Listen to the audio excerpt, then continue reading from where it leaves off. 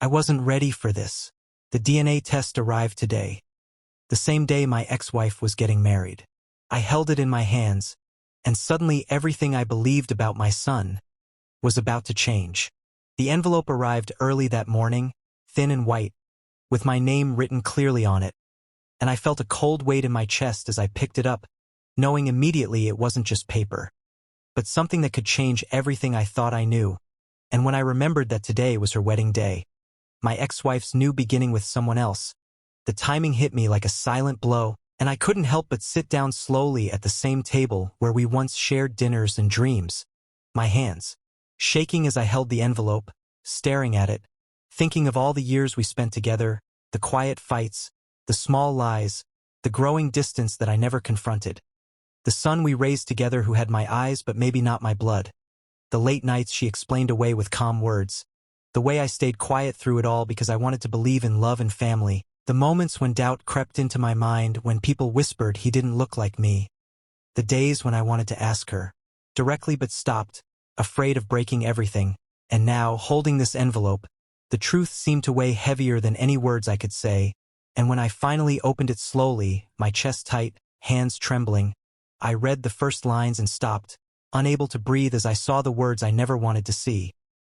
I was not his biological father, a reality that clashed violently with the love I felt, a reality that shook my past, my memories, and yet, as I sat there, I realized that my love for him didn't change, and that staying present, staying calm, staying quietly protective of him, was the power I had always held. And I folded the paper, put it back in the envelope, and knew that the coming days would test my patience, my choices, and my strength, because the world didn't know what I now held inside me, a secret truth.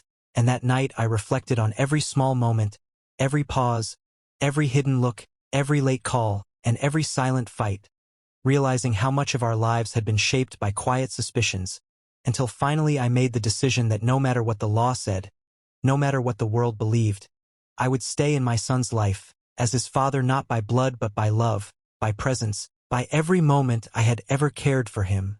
And when she called, later, her voice light and fragile, I told her calmly that I knew everything, that I had the results, that I understood her fear, and that I would remain, silently, patiently, and steadily with my son, teaching him, protecting him, loving him until he could understand the truth himself. And years later, when he asked about our past, I spoke carefully, telling him enough to know the truth without pain, and watching him smile at me, safe and strong, I realized the real test was not the DNA, not the envelope, not the lies, but the choices we make in love and silence, and the power of staying quietly strong for someone who trusts you fully. And I keep that envelope in a drawer as a reminder that truth can hurt, but love, patience, and quiet strength heal even more. And I ask you, what would you have done in my place? Would you have stayed or walked away? Because sometimes the hardest stories are the ones we live, not just here. And subscribing for more stories like this means we can share the quiet truths that change lives. The next days were heavy and quiet, filled with moments no one could see, moments that shaped me more than anything before, because I watched my son sleep, play, and laugh, knowing he didn't have to understand yet, knowing that the envelope I held contained a truth that could have destroyed everything between us. But I chose to protect him with silence, staying calm even when my heart wanted to scream, and every time I saw him, I felt the weight of both love and truth pressing together, reminding me that being a father was more than blood.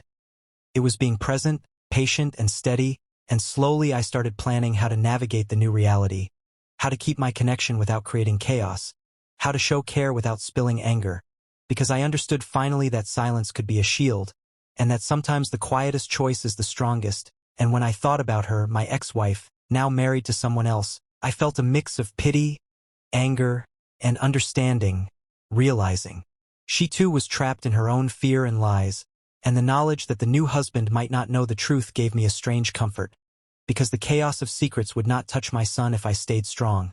And every legal step I took was calm, careful, nothing loud, just paperwork and decisions, making sure my rights were clear, my choices safe, and my intentions known only to me. And through all this, the memory of our life together kept coming back. The small dinners, the quiet talks, the moments of laughter and love, all mingled with doubt and fear, until I realized that these memories were mine, mine to hold, mine to use to build the father I wanted to be. And I began telling myself that day after day, reminding myself that my presence mattered more than any test or lie. And when she called again, her voice trembling slightly, I listened, gave soft answers, and told her that no matter what had been hidden, I would remain quietly strong. And when I hung up, I felt a calm I hadn't felt in years, because I understood finally that truth, while sharp and painful, could coexist with love and patience. And I spent the next weeks teaching my son, watching him grow, guiding him through small lessons, protecting him from adult chaos, while silently holding the truth of the envelope like a shield. And each night I reflected on what it meant to be a parent, realizing it was not biology, not bloodlines, but the steady presence, the quiet support, the unwavering care, and that this was a lesson I wanted him to learn one day, at the right time, in the right way. And when he asked questions about the past, I spoke gently, carefully, giving him the truth but not the pain, letting him understand that life is sometimes messy, adults make mistakes, but love is choice. And by the time he was old enough to truly grasp it, he knew that I had always been there, and that choice, that silent strength, had been my gift. And years later, as I reflected on everything, I realized that the envelope, the test, the lies, and the secrets had shaped me in ways nothing else could, teaching me patience, calm, and the power of quiet love. And I kept the envelope in a drawer as a reminder, a symbol of the hardest lesson. That truth can hurt, but the love you choose to act on heals more. And now when I see my son smile, safe, strong, and happy, I know that the silence, the patience, and the careful choices were worth every tear, every doubt, every moment of fear. And I ask you again, what would you have done in my place? Would you have stayed quietly strong or walked away?